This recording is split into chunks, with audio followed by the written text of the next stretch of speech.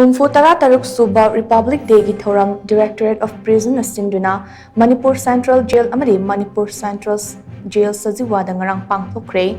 ahan bada thoram adu sajiwa da leiba Manipur Central Jail da pangthoke thoram adu Manipur Central Jail amasung Manipur Central Jail Sajiwa gi Superintendent SK Vertikana India gi machu ohum gi firal chinkhatuna haudoke tongda jail adu da leidiba inmate sing foreign detention cell amadi women foreigner detention cell da leiriba singda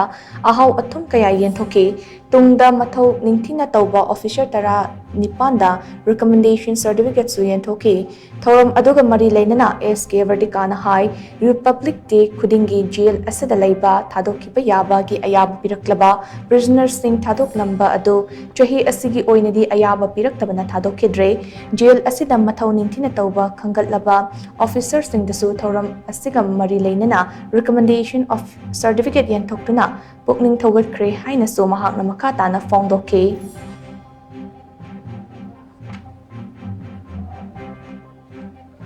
Adon chahi khudingi pangthokpugam ngasi su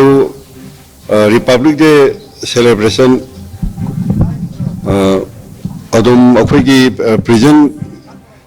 department gi su dom pangthok chari Imphal jail da amadu Sajiwa jail da ngasi gi thorum siga mai leina na akhoina department gi thabak phaba khangalaga personnel trani pankhak su khoina commendation certificate pi aduga khoi prisoner singi su athuma hau adum yegani yeli hujik aduga handaki chahi gi oina di akhoi gi ngasai gi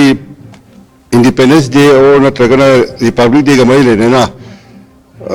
convict prisoners singi he thadokuni adubu handaki chahi gi di